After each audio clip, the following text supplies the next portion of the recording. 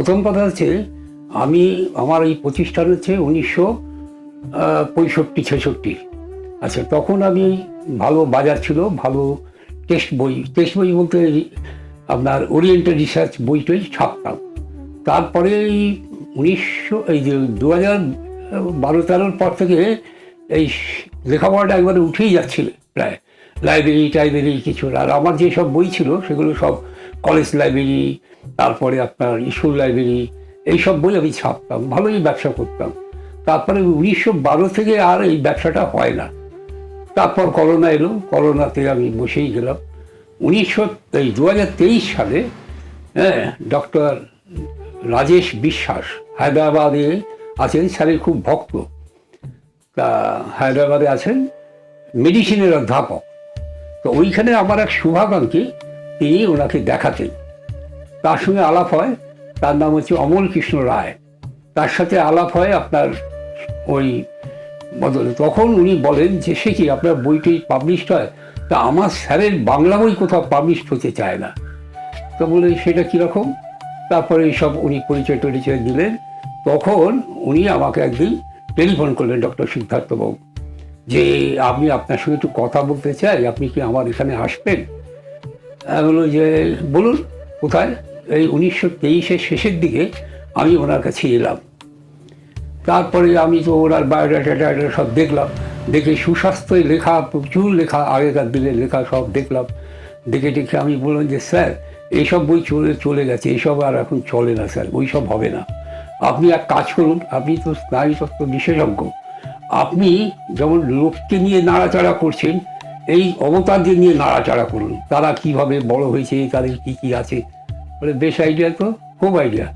তারপরে স্যারের সাথে যে কী ভাব হয়ে গেল আবার, বলে বলুন কাকে নিয়ে আগে আরম্ভ করুন? আমি যে রামকৃষ্ণদেবকে নিয়ে আরম্ভ করুন। তখন বলে আচ্ছা ঠিক আছে। ও মা, এত চটজলদি উনি বই আনাতেন, বই ডাউনলোড করতেন, এত তাড়াতাড়ি উনি বই লিখতেন। আমি দেখি স্যার, আর স্যারের বাংলা হাতের লেখাটা একটু টান ছিল, বোঝা যেত না। তারপর আমি বললাম স্যার, এটা তো খুব হচ্ছে, তা আমি একটি ছেলে দিই, সে আপনার এটা এই করুন, পরিষ্কার করে লিখুক। হ্যাঁ, তা বললে যে আচ্ছা ঠিক আছে। এইসব কথা বলতে বলতে 24-25-এর মধ্যেই আমাকে উনি 8খানা বই দিয়ে দিলেন। 8খানা বই আমি, একটা হচ্ছে প্রথম বই হচ্ছে আপনার পাগল ঠাকুর শ্রী রামকৃষ্ণ, তারপরে হচ্ছে কালো মেয়ে মা কালী, তারপরে আপনার রামকৃষ্ণের তৃতীয় নয়ন, জিন তত্ত্ব, অবতার শ্রী রামকৃষ্ণ, এবার 3 অবতার চর্চা। হ্যাঁ, রামকৃষ্ণ, শ্রী চৈতন্য আর আপনার শ্রী চৈতন্য আর যীশুখ্রিস্ট। তাই আমি বলবো যে স্যার, এ তো হলো, এইবার এই বইমেলাটা কেটে যাক, বইমেলাটা খুব ভালো করে করব, খুব প্রচার করবো, করে এবার বুদ্ধকে নিয়ে লিখবো, বুদ্ধকে নিয়ে আপনাকে করতে হবে। হ্যাঁ, তাদের বলে হ্যাঁ খুব ভালো। উনি লেখালেখিও আরম্ভ করলেন, আমাকেও বেশ কিছু বই কয়েকটা জোগাড় করে দিতে বললেন, আমি লিখলাম।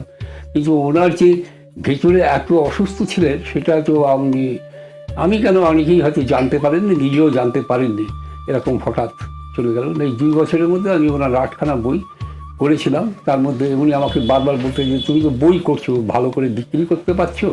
আমি স্যার, বিক্রি হবে, আস্তে আস্তে হবে, ঠিক হবে, এইবার দেখবেন বছর 2-3 না গেলে তো হয় না। এই পর্যন্ত কথা হয়েছিল, আর শেষ কথা কিছু হয়নি।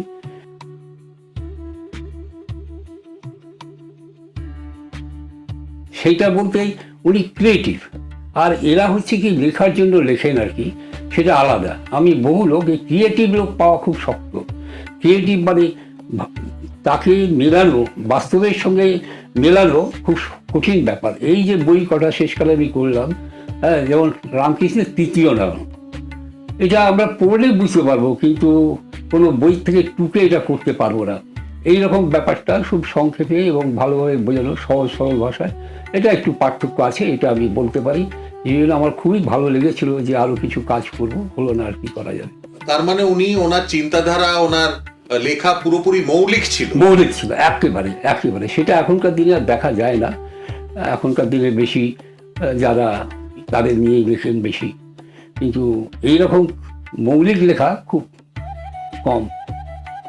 আমি বাড়ি থেকে ঘুরে 5টার সময় বাড়ি থেকে বেরিয়ে গেলাম, হ্যাঁ, আর রাত্রিবেলা ঠিক 9:45 তপন বাবু পৌঁছেছেন, ঠিক আছে, কখন খাওয়া দাওয়া করবেন। প্রতিদিন একদিন মিস হলে আমি বলতাম যে কি হলো, আমি সঙ্গে সঙ্গে আবার রিং ব্যাক করতাম যে স্যার কি হলো, বলে আরে একটু খেতে গিয়ে দেরি হয়ে গেল, খেতে খুব ইচ্ছে করছে না।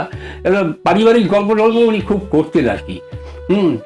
খুব মানে খুব মানে এই রিলেশন। আর আসলে পরেই উনি আসতেন। তো আমি যখন 23 সাল থেকে আসতে আরম্ভ করলাম, 24 সালে হঠাৎ একদিন জিজ্ঞেস করলেন, আচ্ছা আপনি কল্যাণ থেকে কীভাবে আসেন? 6 মাস পরে জিজ্ঞেস করছিল, বলে কেন? কল্যাণ থেকে যেরকমভাবে আসে লোকে, ট্রেনে আসি, ট্রেনে এসে কলেজ স্ট্রিট পর্যন্ত হেঁটে আসি, এসে বসে 5টার সময় আবার বেরিয়ে যাই, বেরিয়ে গিয়ে ট্রেনে উঠে বাড়ি চলে যাই। আচ্ছা আমার এখানে আসতে গেলে কি হয়? বলে আপনার এখানে আসতে গেলে আমি ওই মেট্রো ধরি, হ্যাঁ, আমার ওইখান থেকে মেছো বাজার থেকে এই বাটার থেকে আমি একটা অটো করে মেট্রো স্টেশনে আসি, ওখান থেকে 15 টাকা দিয়ে আমার তাই আলাম 50 টাকা দিয়ে দাও। সেই যে 2 বছর ধরে আমি এলাম, 50 টাকা আসলে আরাম দিয়ে দাও। আমি স্যার কেন এটা দিচ্ছেন? না এটা আপনার নয়, আমি 20 টাকা কম দিচ্ছি, 70 টাকা তোমার লাগে, হ্যাঁ না 50 টাকা। এটা মানে শেষ দিন পর্যন্ত। আমি একদিন এসেছি দেখতে যে স্যার কেমন আছেন না আছেন, আলাম যে না স্যার আজকে আমি দেখতে এসেছি, আজকে নেবো না। আলাম সে সঙ্গে সঙ্গে আলো আমার পকেটে ঢুকে দেয়। এইটা হচ্ছে বিরাট প্রাপ্তি আমার পেয়েছি। 1 নম্বর ভালোবাসা কি কি ব্যাপারটা আমি বুঝতে পারিনি। তা শেষকালে যখন উনি শরীর খারাপ বললেন, আমি দেখতে এলাম, হ্যাঁ, সেদিকে তখন কাজ বন্ধ হয়েছে, তখন উনি বললেন যে আপনি কদিন বিশ্রাম করুন, বিশ্রাম করে তারপর আবার ওই বুদ্ধটা আপনি আরম্ভ করবেন। হ্যাঁ, তা এইটা মানে একেবারে। আর উনি মানে টাইম ছিল 3টে থেকে 4টে, 3টে থেকে 4টে এই সময়ের মধ্যে আসতে হবে, মানে ডিসিপ্লিন আর আত্মগরিমা ওনার প্রচণ্ড প্রচণ্ড ছিল, সেটা আমি খুব ফিল করেছি। কাউকে তিনি করতেন না, মানে কঠিন ভাষায়ও বলতেন না, কিন্তু এমন সুন্দরভাবে বলতেন যে সে ফিল করতে পারতো যে আমি কোনো অন্যায় করেছি। এটা একটা বিরাট মানে যেসব গুণ মানুষের থাকে না, সেই সব গুণ ওনার অনেক ছিল। বলা তো আর কিছু নয়, সম্ভব না। ঠিক আছে।